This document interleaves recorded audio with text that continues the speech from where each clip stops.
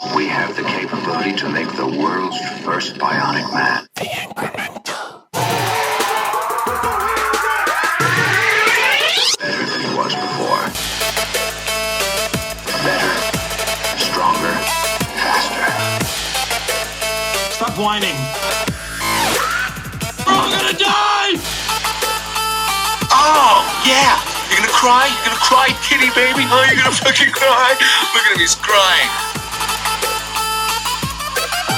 It's gonna be metal! It's going to be mental. SweatEquity podcast. It's just me again. I'm still doing it. Third time in like a month. Might be longer. I don't know, but I'm doing it. It's just me. Eric! I was using it on the last episode that we did. It only took 450 episodes for me to finally download the most obvious clip ever. Eric! I mean, come on. Billy Madison. I'm coming fresh off of the Mindfuck podcast from our host, or our guest, Chris M. King, who blew my mind while he was a guest on our podcast, so much so that I volunteered to be a guest on his. Now, I wasn't exactly sure what it was going to be like. He broke me down pretty good, really went pretty deep. I don't actually know off the top of my head what his qualifications are, but I will say this. He did, basically I was on there because I feel like I'm in a rut. I went over that the first episode that I did individually, but I kind of laid it all out for him. And,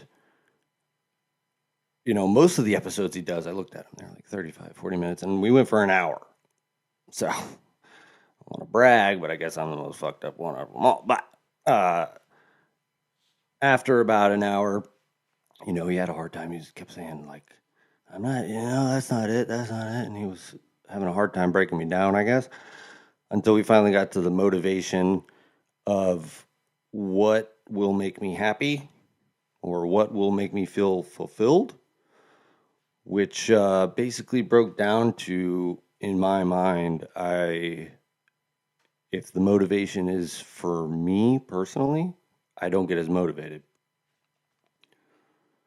So the way he laid it out for me was, and he drew a parallel to his own life where, he had everything taken away because he had this thing inside of him that he needed to, pursue and get out. And it wasn't happening. And that thing was going to take away everything until it happened. I drew a parallel for my life where it's like, man, I feel like a lot has been taken. Is it because I'm not being my true self or whatever you want to say? So basically, he shifted my motivation in that if I want to, entertain for a living, it's not for myself, but it's more like for the universe. I owe it to the universe to continue on and really give it a good shot. So it would help if you give me money. That would be a very good start. I'm a man! Why does that cut short? That's the best part. But yeah, that is not out yet, that podcast. It is available on Apple Podcasts and all those different things. But I will be sure to share it when it does come out. Not afraid to have my whole life put out there, obviously. It was a good thing. Good thing in that a lot of the things he suggested I've already begun doing. Refocusing, kind of eliminating the things I don't need. And we'll see how it goes. I don't know. I mean, I know Law didn't listen to the first podcast because I went out of my way to say, I love you, Law. And he didn't say Fucking shit. Back to me. Either that or he's insecure. I don't know. It might be both. You know, and while we're talking about law, people ask about his outfits and stuff. And I think it's kind of time to like put it out there as to what's going on, because, you know, there's a plan here. You know, Law has always wanted to become a professional wrestler. And the thing about being a professional wrestler is you got to have a gimmick. You know, Hacksaw Jim Dugan carry around 4x4. I don't even know what his gimmick was. He's a carpenter. You know, Jake the Snake Roberts, that's obvious. Snake guy. So easy in the 80s. I'm just a snake guy with a mustache and a mullet. So Law is trying to build this persona, guerrilla style, organically. I've told him, in the vein of Jake the Snake Roberts, he needs to add a prop. What that is, I don't know. I'm pushing for a falcon. I think he'd be a great falconer guy. He gets to wear that leather, glove thing. It goes all the way up to your elbow. Falcon flies in. He has a trained falcon, obviously.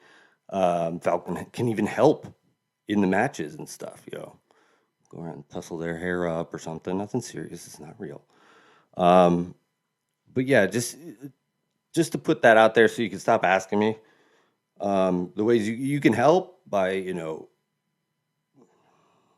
thinking of gimmicks for me. I don't think it can really be helped by you, at least. So yeah, just leave it alone with Law and the questions about his outfits, please. I'm sick of it. Anyways, I wanted to somewhat follow up on that UAP report and the UFO stuff in general. So I've actually had somebody, after telling them, I was like, oh, I saw a UFO. They're like, what? No, you can't believe in UFO. I was like, what? Can't believe in it? I mean, people are in denial. And to me, I think, there's a spectrum of what could be happening. But everything on that spectrum, I think, is fucked up. Like, on the one side, there are multiple species of aliens living amongst us and using their technology for this and that and all that, okay.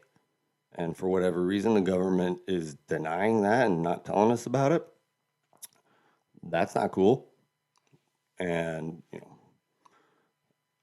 that's sort of the direction I'm pushing for, like I'm hoping for. It's much more interesting.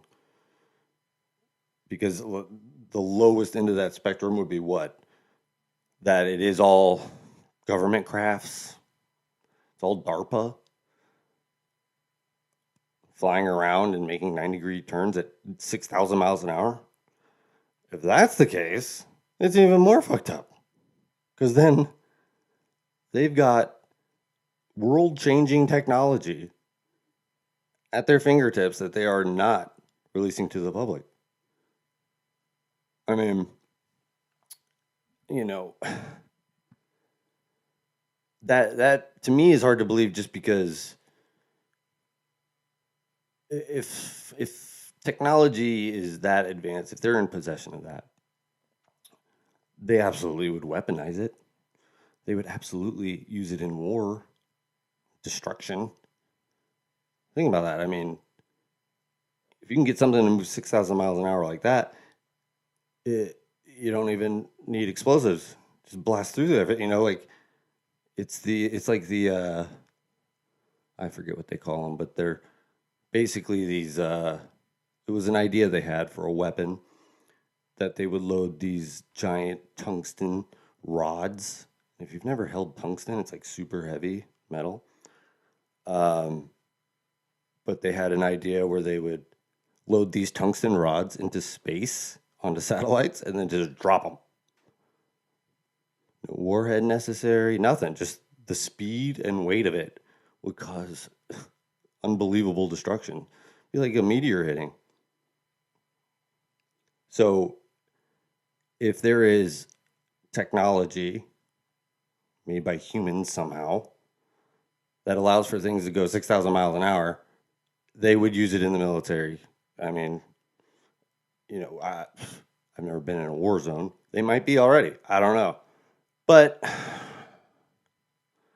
I really hope that's not the case, because that is fucked up.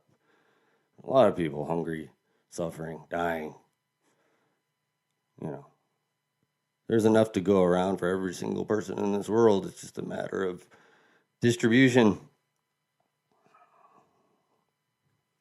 And if that technology was readily available, how it would transfer, I don't know exactly, to everybody, but it's something that absolutely could be. How about it's used in rescues on the open ocean? I'm just thinking out loud here. I mean, there's so many reasons why that stuff should be out to the public, but chances are we don't have that. We're not making that. I really would be surprised if, they say DARPA is 20 years ahead. I mean, that's 20 years. It's like about 200 years ahead. And that's just talking about UFOs and the technology. Hey, I don't know if you've paid attention, but they've got motherfucking mummies of aliens. And it's getting straight denied. Mummies. Like, they've done every single kind of scan you can do, every single scopy, endoscopy, whatever you want to call it, they've done it. Not only that, one of them had a fetus inside of it. Look at this, if you're watching. They did the I don't know if it's an x-ray. It looks like an x-ray, but I'm not sure exactly. Doesn't matter. But there is an alien body with weird eggs inside of it with another tiny alien body inside of it. It says they're about 4 inches big. So again, we'll go back to, okay, it's either real or it's fake. If that's fake, if somebody took the time to somehow create unknown DNA into the organic matter of these things, because there is multiple studies showing that there's parts of these things that can't be explained. There's no DNA sequence that we've seen like this on our planet so far. So somebody would be the world's greatest grifter. Go out of their way, make an alien body, put little eggs inside, make a tinier alien body. Also putting all the DNA and making all the bones and little tiny things inside of it the whole time. Like, I get it. You want to be skeptical. But when does it all sort of come to a head? I mean, how much more tiny little things that don't have a sure answer do you need to see before you flip the script and say, okay, maybe there's something to this? Do you think it's all people looking for attention?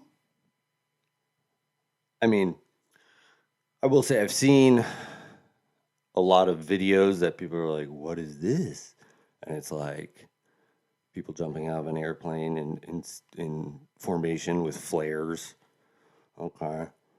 I mean, it's usually quite obvious. But when they see things that are shooting up out of the atmosphere, away from the Earth, what is that? Starlink, it's always Starlink or swamp gas. I mean, okay. I mean, I just want everybody to be informed.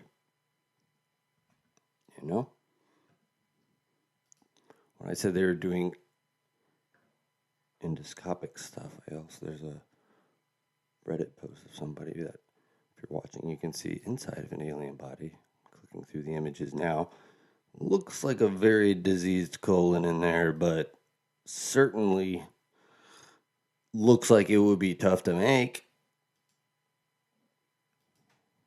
A lot of blackness, a lot of darkness, but it looks organic as fuck.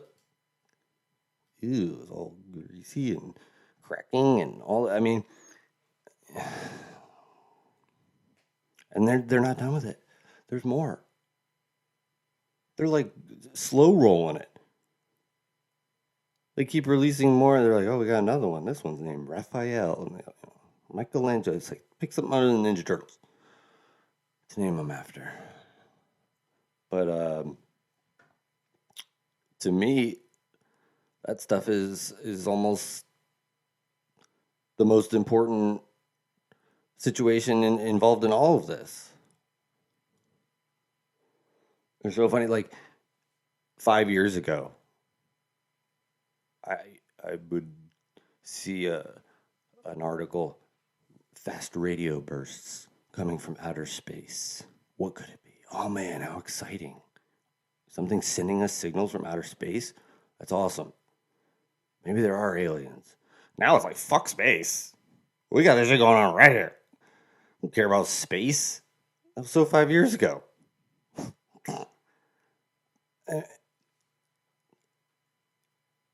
The evidence. Oh my God. And they say these things got metal implants. You got CT scans of that? Look at this. We're looking at a slow rotating video of a crunched over alien body showing the different implants. It looks like there's 4 on the head, and they look like they are strategically placed somewhat symmetrically. 2 on the sides of the head, 1 on the forehead right in the middle, third eye one, and then 1 on the very tippy top. And it's got a couple in its chest, and 1 on its left arm, and 1 on its right wrist. So,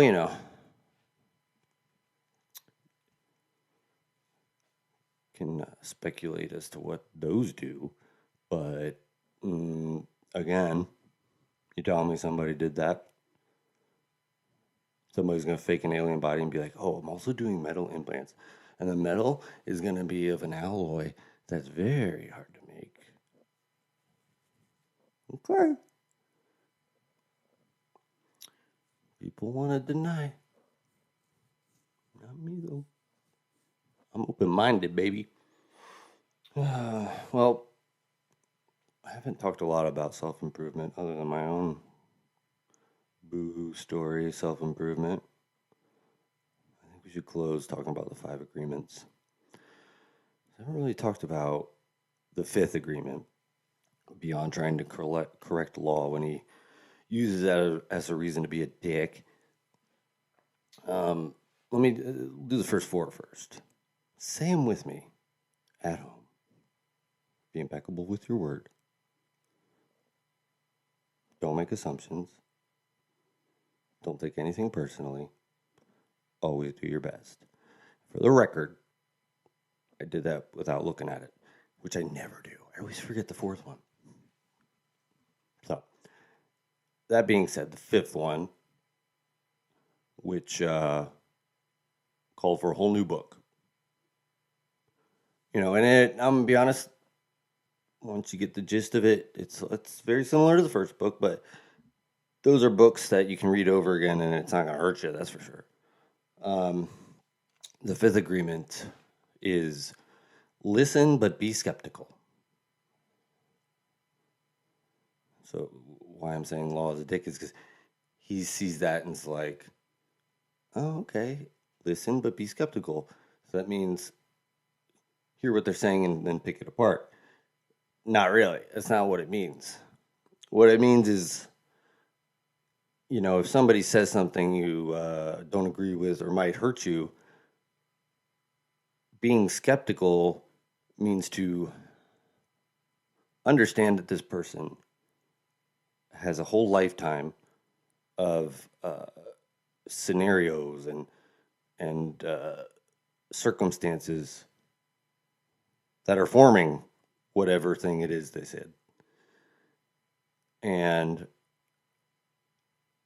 to feel this relief, to feel peace, you need to understand that. You need to understand that, okay, they said things that might even be true about me. They might, you might agree with them yourself. But the reason why they're saying them is because they were hurt in the past and they're not secure with whatever. So it helps to have that fifth agreement in order to sort of facilitate the other four. Mostly, don't take things personally. Because, like I've said, every grown-up person was once a little tiny baby. And, it's a lot of nurture versus nature. Nurture does a lot of it. Something happens to you when you're a little kid can change the direction your life is going, and sometimes it's irrevocable. Irrevocable. Can't take it back. It's like I can't take back messing up saying it. I'm not taking it out. Be skeptical. I was once a little baby. There was a time I couldn't say that at all. Don't you just back off, okay? Yeah, well, I think that's enough for today. I love all of you. I hope you're out there being nice to somebody. I hope you do something nice. I had an idea, real quick. A fun live show. I was wondering if I should do these live, but then, it would be kind of a lot of me doing the same thing. But I had an idea for a live show where I put it out ahead of time. Hey, if I've ever wronged you and I owe you an apology, I'll do it live. I'll go online. You don't even have to give me a heads up. You just jump on the stream. If we could do audio or video plugged in to hear the real-time situation, that'd be great. But chances are it would have to be like through chat. But, We'll do it live! Fuck it! Have me come on there and just eat shit for as long as I need to eat shit. Build me a nice big plate of shit, and then I can eat it. And people can bring their own. Be fun. I think it'd be a good example to set. Imagine if everybody was able to say sorry. I'm sorry! Even Pee-wee says it. Imagine if Putin said sorry. My bad. I was angry. And I invaded Ukraine. I know I can't really take it back now, but I'll get all the guys out of there and we'll stop killing people and doing terrible things. Imagine. What would you... I mean, they'd have to be like, okay, thank you for being reasonable. It's an extreme example, but, start loving each other.